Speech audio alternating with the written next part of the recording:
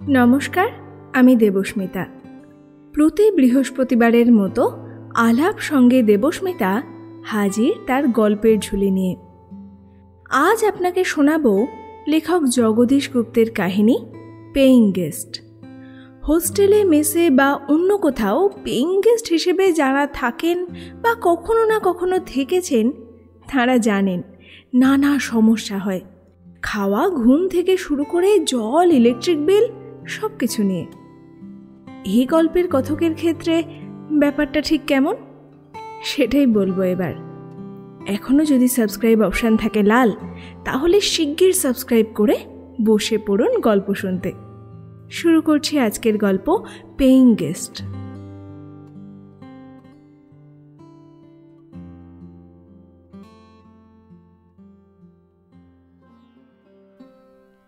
প্রথম যখন বিয়ে হলো ভাবলাম বাহারে, এটা স্বাভাবিক, কিন্তু প্রণয়ের সম্ভাবনার সূত্রপাতেই প্রিয়া আমার ভুল মুচড়ে ভেঙে দিলেন। প্রিয়ার লজ্জা ভাঙাবার কষ্ট আমাকে করতে হয়নি, কারণ তিনি লজ্জাটাকে কুসংস্কার মনে করতেন এবং সেটাকে নির্মূল করেই তিনি এসেছিলেন। অতি অল্প সময় পরেই দেখলুম প্রিয়া আমাকে উপার্জনক্ষম দেখতে যতটা আগ্রহান্বিতা, উপার্জন করতে আমি সেই অনুপাতে প্রস্তুত হয়ে উঠতে পারিনি। এটা একটা অসামঞ্জস্য, আর অসামঞ্জস্যের যা অবশ্যম্ভাবী ফল আমাদের কোরক দাম্পত্য জীবনে তাই ফলে গেল। একটা বিপ্লব ঘটল। তিনি যত ঠেলতে লাগলেন আমি ততই চেপে বসতে লাগলুম। কাজেই সংঘর্ষণে আগুন জ্বলল। প্রিয়ার সঙ্গে ঝগড়া করলুম। ঝগড়া অবশ্য পরক্ষণেই লঘু ক্রিয়ায় গিয়ে দাঁড়ালো, কিন্তু তিনি কথার সুর ছাড়লেন না। দাদারা মাথার উপর থাকলেও এবং জীবিকা সংগ্রহের জন্য সচেষ্ট হবার আবশ্যকতা না থাকলেও বিদেশে গিয়ে টাকা রোজগার করে স্বতন্ত্র বাসা করে সস্ত্রীক একা বাস করার মধ্যে যে একটা অবাধ আনন্দ আছে, প্রিয়া আমাকে অতঃপর সেই আনন্দের প্রলোভন দেখাতে লাগলেন। জীবনের 16টি বসন্ত তিনি অনুরা অবস্থায় পার হয়েছিলেন। স্বতন্ত্র বাসায় আমাকে নিয়ে একা থাকবার ইচ্ছার মূলে সেই ক্ষতিপূরণের অভিলাষ ছিল কিনা তা তাঁর অন্তর্যামী জানেন। আমি ইতস্তত করতে লাগলুম এই ভেবে যে তাকে দেশে রেখে স্বাধীনতার তল্লাশে বিদেশে গেলে আমার যে সময়ের ক্ষতিটা হবে, উপার্জন যদি না করতে পারি তবে সেই ক্ষতির পূরণ হবে কি করে? এই প্রশ্নটির সদুত্তর আমি পেলাম না, কিন্তু নেপটে থাকারই জয় হলো। দেখি বলে সুর টেনে বেরিয়ে পড়লুম। আমার বন্ধু ননি বলতো কাজের জায়গা কলকাতা। পকেট মারার ব্যবসা থেকে নোট জাল পর্যন্ত এবং মোসাহেবি বা বাজার সরকারি থেকে লাট দপ্তরের চাকরি পর্যন্ত অসৎ ও সৎ কাজের কেন্দ্র ওই স্থানটি। ননি বয়সে বড়, বুদ্ধিমান এবং রোজগেরে, সুতরাং তার কথা মেনে নিয়ে কলকাতায় গিয়ে তার বাড়িতেই উঠলুম। উপার্জনের ক্ষেত্রের সন্ধান না পেলে স্বতন্ত্র বাসার সন্ধান করা বৃথা। দুদিন অতিথিভাবে থেকে মাসিক একটা খরচ দেওয়ার কথা বলতেই ননি রাজি হয়ে গেল। বললুম, যত সামান্য 12টি টাকা, তবে যদি তার বেশি দেওয়া দরকার মনে করো তাতেও। ননির কাছে চক্ষু লজ্জার কোনো কারণ আমার ছিল না, তাই টাকার কথা বলতে পারলুম। কিন্তু ননি শশব ব্যস্তে আমার মুখ চেপে ধরে কথা শেষ করতেই দিলে না। একটা ঘরে বিছানা পেতে ফেললুম। ভাবলুম কলকাতায় আহার এবং বাসস্থান মাত্র 12 টাকায় বড় জিতেছি। সোল্লাসে এই খবরটা প্রিয়াকে দিলুম। লিখলুম, যাত্রা শুভক্ষণেই হয়েছে। ছেলেবেলায় ভূষণ নামে একটা বিদেশি ছেলে আমাদের খেলার সাথী ছিল। খুব বলবান, কিন্তু হাঁ ছিল তার বড়। এই কারণে তাকে একদিন হিড়িম্ব রাক্ষস বলে কটূক্তি করে হেসেছিলুম। মনে মনে তার রাগ ছিল, কিছুদিন পরে একদিন স্নানের সময় সে প্রতিশোধ নিলে। ডুব সাঁতার কেটে খেলতে খেলতে একবার হঠাৎ ভূষণের গায়ের কাছে গিয়ে হুপ করে ভেসে উঠতেই সে ফস করে আমার ডানা দুখানা ধরে ফেললে এবং রাক্ষসের মতো হাঁ দানবীয় উল্লাসে আরও বিস্তৃত করে আমাকে নাচাতে শুরু করে দিলে। একবার ডুবিয়ে ধরে, পরক্ষণেই টেনে তুলে আবার তখনই ডুবিয়ে ধরে। আমাকে হত্যা করার উদ্দেশ্য তার ছিল না। মিনিটখানেক ডুবিয়ে ধরে রাখলেই সে উদ্দেশ্য অক্লেশে সিদ্ধ হতো। কিন্তু জলের মধ্যে মুহুর্মুহু ওঠানামা করায় হাঁপিয়ে নাকে মুখে জল ঢুকে দম বন্ধ হয়ে সেদিন প্রাণ আমার ওষ্ঠপ্রান্তে এসে পড়েছিল। আজ ডাঙায় ঘরে বসে ঠিক সেদিনকার মতোই প্রাণ আমার ওষ্ঠপ্রান্তে এসে পড়ল। ননি এবং তার স্ত্রীর আদর নাকে মুখে ঢুকে আমার দম বন্ধ করে দিতে লাগলো। সে কি মিষ্টি আদর, কি মিষ্টি আপ্যায়ন, কি মিষ্টি সম্ভাষণ, কি মিষ্টি কথা, কি মিষ্টি ব্যবহার। আমার সুখ সুবিধা স্বাচ্ছন্দ্যের প্রতি তাদের কি তীক্ষ্ণ লক্ষ্য, যেন আমি তাদের দেশের শিশু রাজপুত্র। প্রাসাদ ছেড়ে কিছুক্ষণের জন্যে তাদের কুটিরে খেলতে এসেছি। তারা তাই সম্ভ্রম মিশ্রিত অগাধ আদরের মধ্যে দোলা দিয়ে দিয়ে আমায় নাচিয়ে নিয়ে বেড়াচ্ছে। আমারই সৌভাগ্যবশত বহু পূর্ব হতেই এ নিয়ম চলে আসছে যে যে নাচে সেও হাঁপায়, যে নাচায় সেও হাঁপায়। জাগতিক এই নিয়মের বশেই ননি এবং তার স্ত্রী হাঁপিয়ে উঠে আমাকে নাচাবার সেই অদৃশ্য রজ্জুটা ক্রমশ আলগা করে দিতে লাগলো। ভাবলুম বাঁচা গেল। অস্বাভাবিকতার ঘূর্ণির মধ্যে পড়ে আমার যন্ত্রণার অবধি ছিল না। এখন স্বাভাবিক মানুষের মতো নিজের খেয়াল মতো নড়ে চড়ে স্বচ্ছন্দভাবে থাকতে পারবো। বাড়াবাড়ি আদর যে পরাধীনতার শৃঙ্খল, এই মূল্যবান অভিজ্ঞতাটুকু আমি সঞ্চয় করলুম। কিন্তু ক্রিয়ার প্রতিক্রিয়া যে স্বাভাবিক এবং অনিবার্য সত্য, তা দড়ির টান কম পড়তেই বুঝতে পারিনি। তবে বুঝতে বেশি বিলম্বও হলো না। দিন ৫-৭ ক্রিয়া ও প্রতিক্রিয়ার সংযোগস্থলে কাটিয়ে প্রতিক্রিয়ার মধ্যে গিয়ে পড়লুম। ননীদের বাড়িটা বনিয়াদি, কাজেই সেটা গলির গোলকধাঁধার মধ্যিখানে, স্যাঁতস্যাঁতে অন্ধকারময় এবং দুর্গন্ধযুক্ত। উপরতলায় জল এবং বাষ্প পৌঁছিতে পারে না বলে ওর মধ্যে একটু গন্ধহীন আর শুকনো। জল নিচের তলাতেই আবদ্ধ, কিন্তু দুর্গন্ধটা আর একটু অগ্রসর হয়ে সিঁড়ির ৫-৭ ধাপ পর্যন্ত সঙ্গে সঙ্গে উঠে আসে। অন্ধকার এই বাড়িটার মতোই আদি জিনিস, কাজেই সে এই বাড়ির সর্বত্র সমানভাবে বিরাজ করে। বোধহয় আমারই খাতিরে প্রথম প্রথম ওপরেই খাওয়া হতো। ৩-১০ পরেই নেমে এলুম। চা উপরে আসতো, তাও বন্ধ হয়ে গেল। ভাবলুম নামছে বেশ। ২ দিন নিচে নেমেই খানিকটা ফিনাইল ঢেলে গন্ধটাকে নিস্তেজ করে দিলুম। কিন্তু ৩য় দিনে বোতলটা খুঁজে পাওয়া গেল না। দেখে মনে দার্শনিকভাবে হৃদয় হলো। পণ্ডিতগণ বলেছেন সময় সন্তাপ হারুক।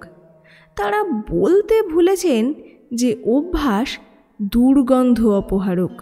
আমি পাপী, তাই নরককুণ্ডে বাস আমায় নিশ্চয় করতে হবে, আর সেটা তো গোলাপ জল দিয়ে তৈরি নয়। সুতরাং অভ্যাসের দুর্গন্ধ অপহারিকা শক্তি যদি এখন থেকে আখেরের জন্য আমায় প্রস্তুত করে তোলে, তবে তাতে আফসোসের কোনো কারণ থাকে না, বরং ভালো হয়। প্রতিক্রিয়া লাফিয়ে লাফিয়ে অগ্রসর হতে লাগলো। ননি এবং আমি আগে একসঙ্গে নিচে নেমে চা খেতুম। ১২ দিনের দিন ননির ছেলেটা নিচ থেকে ডেকে বললে, বাবা চা হয়েছে, খাবে এসো, হরেন কাকা পরে খাবে। ননি নেমে গেল। কিছু পরেই আমারও ডাক পড়ল। গিয়ে দেখলুম ননি চুমুক দিয়ে চা খাচ্ছে, কিন্তু ঘরটি ঘিয়ে ভাজা সুজির গন্ধে আমোদিত। আমি আসবার আগেই ননি হালুয়া খেয়ে সেরেছে মাত্র শুধুমাত্র গন্ধের দ্বারা তার নিঃসংশয় প্রমাণ হয় না, নিশ্চয়ই পাশের বাড়িতে। কিন্তু দেখলুম চায়ের পেয়ালা রেকাবি ছাড়া তৃতীয় একটি পাত্র ননির সম্মুখে স্থাপিত, এবং সেই পাত্রে ভুক্তাবশিষ্ট মোহনভোগের কণা। এই প্রকার যে বাদ পড়ার মধ্যে তার একটা সহজ লজ্জার স্বরূপহীন হেতু নিহিত থাকে। আমি লজ্জা পেলুম। হঠাৎ একদিন আমায় চা খেতে ডাকলে না। চিত হয়ে শুয়ে ছাদের বুনিয়াদি ঝুল দেখছিলুম। ননি কতক্ষণ পরে মুখ মুছতে মুছতে এসে মিষ্ট কণ্ঠে বললে, চা খেয়ে এসো ভাই, তোমার চা নিয়ে সেই তখন থেকে বসে আছে। ঝুল দেখা বন্ধ করে লাফ দিয়ে উঠে পড়লুম, কারণ ডবল লজ্জা আক্রমণ করল। বন্ধুপত্নী আমার চা আগলে সেই তখন থেকে বসে আছে, পেয়ালায় চা ঢালা রয়েছে, এবং সেই তখন থেকে ঢালা থাকার দরুন চা সুশীতল স্নিগ্ধ হয়ে আছে। ঢকঢক করে এক চুমুকে অবিকৃত মুখে সমস্তটা চা নিঃশেষে পান করে একটা বিড়ি ধরিয়ে গরম বোধ করতে লাগলুম। সুশীতল চা 3 দিন খেতেই সর্দি লেগে গেল। প্রতিক্রিয়ার এমন দ্রুত অবতরণ, অথচ তার মধ্যে কেমন একটা উপভোগ্য সরল শৃঙ্খলা, দেখে খুশি হলুম। ভাতের সঙ্গে তরকারির সংখ্যা এবং পরিমাণ যথোপযুক্তই পেতুম। অতীতের একটা দিনে ননি ব্যথিত সুরে অনুযোগ করে বলেছিল, তুমি কি খেতে ভালোবাসো কিছুই তো বলো না ভাই, অত যদি লজ্জা করে চলো তবে ভারী দুঃখিত হব। তখন ক্রিয়ার উত্থানের দিন, সেই দড়ি আমায় সমানভাবে নাচিয়ে চলেছে। ননির ব্যথিত সুর আমাকে আঘাত করল। গদগদ প্রাণে 4-5টি প্রিয় তরকারির নাম করে ফেললুম। ননি স্ত্রীকে ডেকে বলে দিলে, মোচার ঘন্ট, ইলিশ মাছের কাঁটা দিয়ে শাক, কুচো চিংড়ির বড়া, লাউয়ের তরকারি আর কই মাছ সহযোগে আর একটা কি বললে যেন? আমি বললুম, শুক্তো। ননি বললে, হ্যাঁ শুক্তো। এই পঞ্চ তরকারি আমাদের বন্ধুটি ভালোবাসেন, মনে থাকে যেন। তার স্ত্রী তখন এত জোরে মাথা নেড়ে জানিয়েছিল যে মনে থাকবে, আমি ভেবেছিলুম হাঁসের ডিমের ডালনাটার কথা না বলা ভালো হয়নি। কিন্তু নিম্নগামী প্রতিক্রিয়ার স্রোতের মুখে পড়ে সব ভেসে গেল। ভারী জিনিস মনের উপর দাঁড়াতে পারল না। চায়ের ওই ঘটনার পরদিন আমার বিশেষ প্রিয় তরকারি পঞ্চের মধ্যে মোচার ঘণ্টর স্বাদের কথা বিশেষভাবে স্মরণ করতে করতে আহারে বসে দেখলুম নেবুর এক টুকরো আমার পাতে দিতে ভুল হয়ে গিয়েছে। নেবু জিনিসটা কলকাতায় বেশি দামে বিকোয়, কিন্তু আমার মুখরোচক, তাও 1 খণ্ড চেয়ে নেওয়া হলো না। চেয়ে নেওয়া আমার আসে না। দ্বিতীয়ত, ভুলটা দেখিয়ে দিয়ে ননির স্ত্রীকে লজ্জা দেওয়া শোভন হবে বলে মনে হলো না। ভুলটা নিত্যই হতে হতে স্বভাবে দাঁড়িয়ে গেল। পরদিন প্রতিক্রিয়া একটা তরকারিকে স্পর্শ করলে। ভাত আমি বেশি খাই না, এবং পর্বত প্রমাণ ভাত একেবারে ঢিবি বেঁধে থালায় দিলে আমার আহারে রুচি কমে যায়। আদরের দড়ি গলায় পড়ে একদা যখন নাচছিলুম, তখন একসময় লজ্জার মাথা খেয়ে ওই কথা বলে ফেলেছিলুম। তখন কথাটার সুফল অনুমান করতে পারিনি। ননির স্ত্রী আমার রুচির দিকে বেশ লক্ষ্য রেখে সুবিবেচকের মতো বেশ কম করেই দিত। কিন্তু এখন কাজের ভিড়ের দরুন আমার আর ভাত লাগবে কিনা তা যাচাই করতে তার ভুল হতে লাগলো, অথবা অবসরের অভাব ঘটতে লাগলো। আজকাল ননি আমার আগেই খায়। ননির সঙ্গে ননির স্ত্রী অত্যন্ত অনিচ্ছার সহিত উপরে উঠে যায়। আমার আঁচাবার শব্দ পেলে তবে নামে। উপরেও কি এত কাজ! কখন যে সে কী করে কি করবে তার কিছুই ঠিক নেই। যাহা হোক, আমার লাজুক মুখচোরা স্বভাবটা একটা পরিবারের উপকারে লেগে গেল দেখে আমি তৃপ্ত হলুম। প্রিয়াকে লিখলুম, এখানে আহারাদির কোনো প্রকার কষ্ট হইতেছে না, তজ্জন্য চিন্তার কোনো কারণ নেই। শীত বাড়ল। এই দুরন্ত শীতে দুবেলা সমানে রান্না ননির স্ত্রীর পক্ষে অসম্ভব। শীতের দিনে ডাল তরকারি পচে যাওয়ার ভয় নেই, কাজেই সন্ধ্যার পর 4টি চাল কোনো মতে কায়ে ক্লেশে সিদ্ধ করে নিলেই ও বেলাকার ডাল তরকারি দিয়ে বেশ চলে যায়। 2 দিন চললেও 3য় দিন আর চলল না। কিন্তু আমি বোধহয় প্রহ্লাদ শ্রেণীর জীব, কার ধ্যানে তন্ময় হয়ে ব্রহ্মাণ্ড ভুলে আছি কে জানে। কষ্ট অনুভব করবার সামর্থ্যই আমার লোপ পেয়ে গেছে। আমার জন্যে ও বেলাকার ভাতই থাকতো। শীতের দিনে অন্ধকার স্যাঁতস্যাঁতে ঠান্ডা ঘরে ভাত দিব্য বরফের মতো শীতল হয়ে থাকত।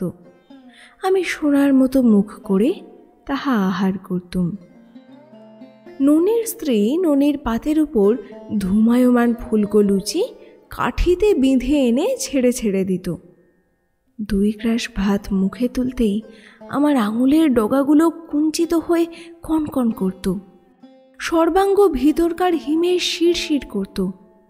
আর আমি অধো মুখে হেসে হেসে দুনিয়ার হালচাল সম্বন্ধে ননির সঙ্গে কলরব সহকারে আলোচনা করতুম।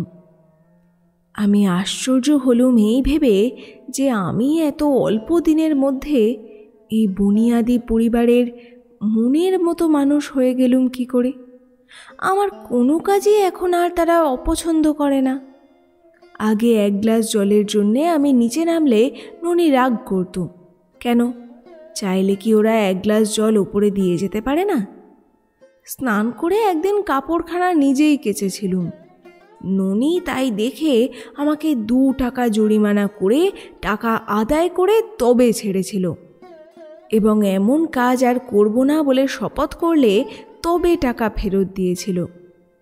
এখন আমি চা খেয়ে কাপ নিজেই ধুয়ে রাখি, কাপড় নিজেই কাচি, বিছানা নিজেই ঝাড়ি, নিজেই পাতি, যে ঘরটাতে থাকি তা নিজেই ঝাড় দিই, ইত্যাদি।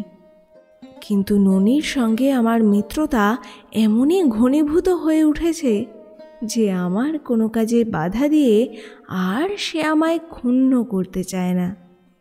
প্রিয়াকে লিখলুম, আমি সংসারে উপযুক্ত হয়ে উঠেছি, এখন সংসার পাতিতেই যা বিলম্ব। পোনা মাছের লেজের মতো কাঁটার বালাই শিমুল গাছেও নেই। চুলের মতো, সূচের মতো সোজা বেঁকা নানা আকারের কাঁটায় লেজ একেবারে ঠাসা। ভেজে দিলে কাঁটা চিবিয়ে ভেঙে চুড়ে একরকম সহনীয় করে নেওয়া যায়, কিন্তু ঝোলে ওই লেজের কাঁটা একলব্যের সেই কুকুরের মুখের মতো একেবারে নির্বাক করে দেয়। মানে যারা আমার মতো প্রহ্লাদ মার্কা মানুষ নয় তাদের দেয়। আমার মুখগহ্বর এবং জিহ্বা নৃসিংহদেব রক্ষা করেন কিনা সে সন্ধান আমি জানতুম না, এবং পরীক্ষা করবার প্রয়োজনও ইতিপূর্বে হয়নি। তবু পরীক্ষায় আমি সসম্মানে পাশ করেছি। এই বনিয়াদি বাড়িতে যত লেজ এসেছে তার সবগুলির ভোক্তাই আমি, কিন্তু তার কাঁটা নৃসিংহদেবের কৃপায় ভোজবাজির জ্বলন্ত অঙ্গারের মতো আমার মুখের কিছুই করতে পারেনি। মাছের মাথার কথা স্বতন্ত্র, অখাদ্য বিবেচনায় মাথার প্রতি লোভ আমার কোনো দিনই নেই। ইলিশ মাছের পেটি, রাম কহ, রুই মাছের পেটি, অসুখের ডিপো পিঠে গেলে রক্ষে থাকে না। ওই সব নিদারুণ অখাদ্যের প্রতি আমার আন্তরিক বিতৃষ্ণার কথা আমি কখনো সশব্দ ভাষায় প্রকাশ করিনি, কিন্তু দেখলুম প্রকাশ হয়ে পড়েছে। শীতের রাত্রে গরম লুচি আর মাছের মাথার কালিয়া খেয়ে ননি সস্ত্রীক শুকিয়ে উঠতে লাগলো। যা খেয়ে আমার একটু ভুঁড়ি দেখা দিল তা বলেছি, প্রিয়াকে ভুঁড়ির খবরটাও দিলুম। এইবার উপসংহারের মুখে এসে যা বলবো তা শুনে আপনারা আমায় অকৃতজ্ঞ, ঘৃণ্য, দুষ্টবুদ্ধি, অভদ্র, পরশ্রীকাতর, ঈর্ষাপরায়ণ ইত্যাদি যা যা মুখে আসবে তাই বলে গাল দেবেন তো? আমি বারণ করছি, দেবেন না। আপনাদের প্রত্যক্ষ সম্মুখে বসে কেউ কখনো ঘৃতে ভাজা তপ্ত লুচি মাছের মাথার কালিয়া দিয়ে খেয়েছে কি? আপনারা শীতের দিনের 14 ঘন্টার কড়কড়ে ভাত 14 ঘন্টার বাসি তরকারি সহযোগে গলাধ্যকরণ করতে করতে সম্মুখবর্তী সেই লোকটার কুণ্ঠাহীন লুচিভক্ষণ দেখেছেন কি? শীতের প্রাতে যখন এক পেয়ালা ধুমোদগাড়ি উষ্ণ চায়ের তৃষ্ণায় সমস্ত দেহ মন হা হা করতে থাকে, তখন সুশীতল চা পান করেছেন কি? কাজের ভিড়ের দরুন আপনাকে অর্ধেক ভাত দিয়ে কেউ রান্নাঘর ছেড়ে অন্তর্হিত হয়েছে? এই সব ঘটনা যদি জীবনে ঘটে থাকে তবে আপনারা আমায় মার্জনা করবেনই, আর যদি না ঘটে থাকে তবে আমায় কুকথা বলার আগে বেশি নয় এক পেয়ালা ঠান্ডা চা শীতের প্রাতে খেয়ে দেখবেন। দেখবেন মনে তখন দুর্দান্ত কৌতুকেচ্ছার উদয় হয় কিনা। মৎস্যের মস্তক ভক্ষণ দেখতে দেখতে একদিন কৌতুকপ্রিয়তা হঠাৎ কেমন অসহ্য হয়ে উঠল। ভাবলুম মাথা খাওয়া বন্ধ করতে হচ্ছে। আপনাদের মধ্যে মনস্তত্ত্ববিদ যদি কেউ থাকেন তবে তিনি হয়তো ভুরু তুলে টেনে টেনে বললেন, এটা বাপু তোমার কৌতুকপ্রিয়তার কথা নয়, রাগের কথা। হাসছ বটে, কিন্তু তোমার অন্তর জ্বলছে। উত্তরে আমি বলবো, এখন জ্বলছে না, তবে জ্বলেছিল একদিন। প্রিয়া আমাকে যে স্বাধীনতার লোভ দেখিয়ে বিদেশে পাঠিয়েছেন তারই সন্ধানে ঘুরে ঘুরে বেলা 1টার সময় ক্ষুধায় অন্ধকার দেখতে দেখতে রান্নাঘরে ঢুকে যেদিন দেখেছিলুম আসনের সামনে থালার উপর ভয়ানক কালো কি একটা জিনিস স্তূপীকৃত করা আছে, আর আমার গায়ের হাওয়া লেগে তার উপর থেকে উড়ে গিয়েছিল লাখখানেক মাছি। আমার অন্তর জ্বলেছিল সেই দিন আহার পণ্ডকারী মাছির বিরুদ্ধে। এখন জ্বলছে না। যাক, অনেক মাথা ঘামিয়েও মাথা খাওয়া বন্ধ করবার একটা পন্থা মাথায় এলো না, কিন্তু হাল ছাড়লুম না। মাছের মাথা খেও না বলে স্পষ্ট বাক্যে নিষেধ করতে যাওয়া পাগলামি। মাছের মা পুত্রকন্যার কল্যাণ কামনায় এ নিষেধ করতে পারে, তাতে অসঙ্গতি দোষ ঘটে না, কিন্তু আমি মাছের কে? আপ্রাণ চেষ্টায় ভাবতে ভাবতে হঠাৎ একদিন একটা কৌশল মনে এসে গেল। ঠিক ভোরবেলায়, তারিখটা মনে আছে 2রা জানুয়ারি। তারিখটা মনে থাকবার একমাত্র কারণ এই যে লেপের মধ্যে মুখ নিয়ে তখন খুব খানিকটা হেসেছিলুম। কেউ কেউ বলতে পারেন, ওই তারিখটা মনে রাখবার মধ্যেই বাপু তোমার প্রতিহিংসার শিখা লক লক করছে। কিন্তু আমি বলবো, দোষান্বেষীর এ আবিষ্কার সাপের খোলসের মতো, আসল জিনিস নয়। কাল বিলম্ব না করে লেপের মধ্যেই কাগজ পেন্সিল নিয়ে একটা মুসাবিদা করে ফেললুম, আর সেই সকালবেলায় ছাপাখানায় গিয়ে 500 কপির অর্ডার দিয়ে এলুম। কাগজ লাল কালিতে ছাপা হলো, কারণ লাল রং বিপদের নিশানা। একটা খোট্টা ছোকরাকে 8 আনা বকশিস দিয়ে বেলা 8:30টার সময় ছাতুবাবুর বাজারের সামনে দাঁড় করিয়ে দিলুম। ননির বাজারে যাতায়াতের পথে দাঁড়িয়ে সে কাগজ বিলি করতে লাগলো। ননি বাজার নিয়ে এলো। মাছের ন্যাকড়ার গিঁট খুলতেই রুই মাছের এত বড় একটা মাথা গড়িয়ে পড়ল। সেদিন মাথাটা পড়ল আমার পাতে। আহার আনতে হুঁকো টানতে টানতে ননি বললে, আমার শার্টের পকেটে লাল কালিতে ছাপা একখানা কাগজ আছে, বের করো তো। করলুম। ননি বললে, পড়ো, বড় আশ্চর্য কথা লেখা আছে। দিন দিন বিজ্ঞানের যেরকম উন্নতি হচ্ছে তাতে খাওয়া দাওয়া সব ছাড়তে হবে দেখছি। আমি জিজ্ঞাসা করলুম, কোথায় পেলে এ কাগজ? একটা খোট্টা ছোঁড়া বিলি করছিল, একখানা দিলে। যখন বাজার নিয়ে আসছি তখন বেটা দিলে। ওই নিয়ের ওপর বিরক্তিপূর্ণ একটা ঝোঁক দেখায় পরিষ্কার বোঝা গেল যে বাজার নিয়ে আসবার সময় না দিয়ে যদি বাজারে ঢোকবার সময় সে কাগজখানা দিত তবে অত বড় মাথাটা আজে বাজে খরচ হতো না। গলা চড়িয়ে আমি পড়তে লাগলাম। গড়দারা স্বাস্থ্যোদ্ধার সমিতি কর্তৃক প্রকাশিত আমাদের স্বাস্থ্যহানির যতগুলি স্থূল এবং পরিহার্য কারণ লক্ষিত হয় তন্মধ্যে মৎস্যই প্রধান। মৎস্য অশেষ অনিষ্টের আকর, মাংস অপেক্ষা মৎস্য দুষ্পাচ্য। আমরা মাংস খাইলে তৎসঙ্গে দুধ খাই না, কিন্তু আয়ুর্বেদ শাস্ত্র মতে মৎস্য সম্বন্ধেও এই সতর্কতা অবলম্বনীয়।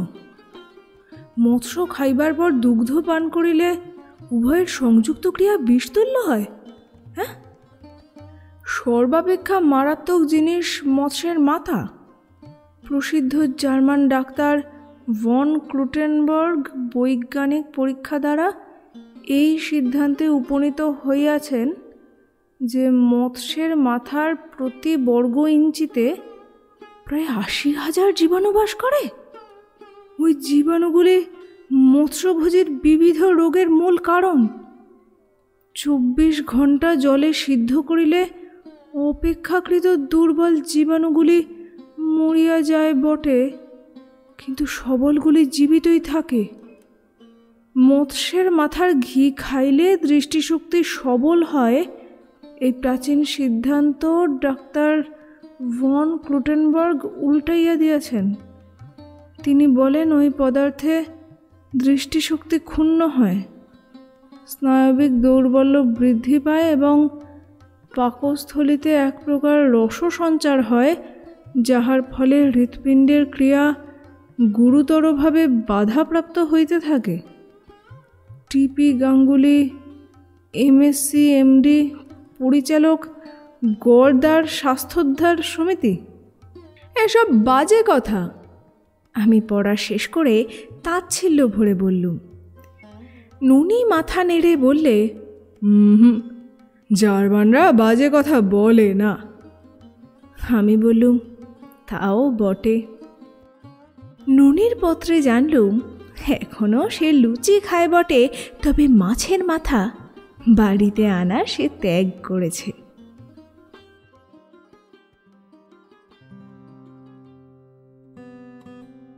শেষ হলো আজকের গল্প।